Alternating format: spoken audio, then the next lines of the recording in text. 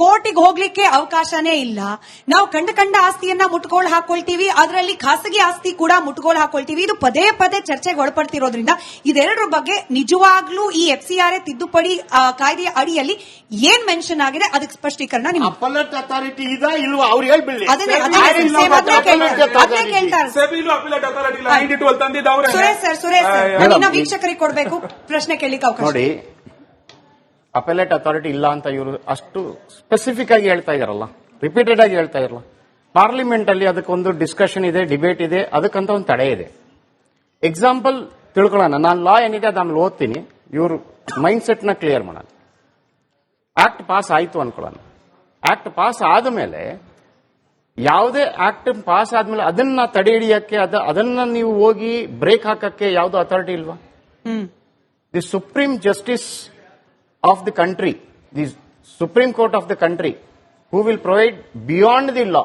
ನೀವು ಕಾನ್ಸ್ಟಿಟ್ಯೂಷನ್ ಹೋಗೋದನ್ನ ಅಲ್ಲಿ ನೋಡಿದ್ರು ಬೇಡಪ್ಪ ಮಾಡು ಬೇಡ ಅನ್ನೋದಷ್ಟು ಅಥಾರಿಟಿ ಇದ್ದಿದ್ನ ದಯವಿಟ್ಟು ಅಲ್ಲಿಗೆ ಹೋಗಿ ಅದನ್ನ ಒಂದು ತಡೀರಿ. ಒಂದು. ಎರಡನೇದು, 90 days ವರೆಗೂ ಅದಕ್ಕೆ ಅಪೀಲಬಲ್ ಪ್ರಾವಿಷನ್ ಇದೆ. ಆಯ್ತಾ? 90 days ವರೆಗೂ.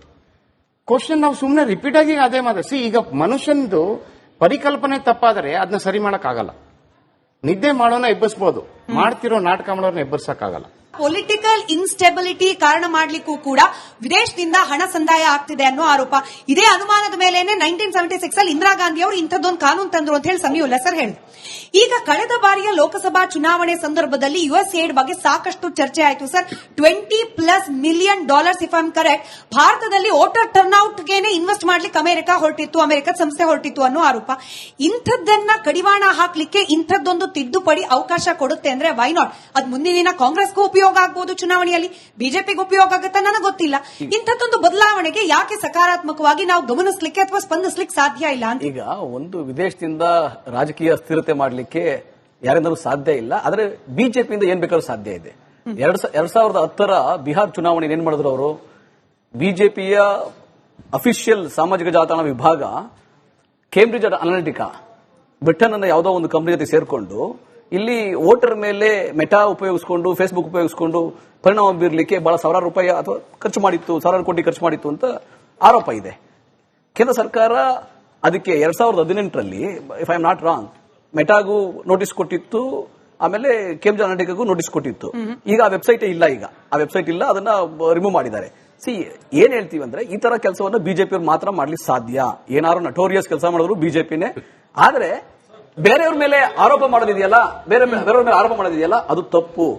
ಬಿಜೆಪಿಯ ಅದು ಒಂದು ಅಕೌಂಟಬಿಲಿಟಿ ಇದೆ. ಯಾರು ಮೆಂಬರ್, ಯಾವುದು ಅಕೌಂಟ್, 10,000 ಕೋಟಿ ಹೆಂಗೆ ಅವ್ರ ಅಕೌಂಟ್ ಅಲ್ಲಿ ಇದೆ, 5 ಸ್ಟಾರ್ ಹೆಂಗ್ ಹೋಟೆಲ್ ತರ ಅವರ ಕಚೇರಿ, ಇದೆಲ್ಲ ಎಲ್ಲರಿಗೂ ವಿಸಿಬಲ್ ಇದೆ. RSS 7 ಸ್ಟಾರ್ ಹೋಟೆಲ್ ತರ ಅವರ ಕಚೇರಿಗಳು, ಕಟ್ಟಡಗಳು, ಅದಕ್ಕೆ ಅಕೌಂಟಬಿಲಿಟಿ ಇಲ್ಲ, ನೋಂದಣಿ ಇಲ್ಲ, ಮೆಂಬರ್ಸ್ ಡೀಟೇಲ್ಸ್ ಇಲ್ಲ.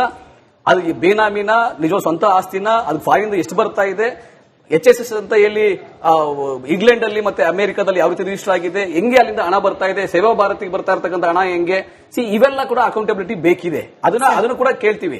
ಇಂದಿರಾ ಗಾಂಧಿ ಅವರು ರೆಫರೆನ್ಸ್ ಸಮೀವುಲ್ಲಾ ಸರ್ ಕೇಳಿದ್ರಿಂದ ನಾನು ಹೇಳಿದೆ, ನಿಮ್ ಪ್ರಕಾರ ಬೇರೆ ದೇಶದಿಂದ ಇನ್ಫ್ಲೂಯೆನ್ಸ್ ಆಗ್ಲಿಕ್ಕೆ ಸಾಧ್ಯನೇ ಇಲ್ಲ ನಮ್ಮ ಚುನಾವಣೆ ಅಂತ ಹೇಳಿ. ಹಾಗಾದ್ರೆ ಇಂದಿರಾ ಗಾಂಧಿ ಅವ್ರಿಗೆ ಯಾಕಂಗ ಅನಿಸ್ತು ನನಗೆ ಗೊತ್ತಿಲ್ಲ.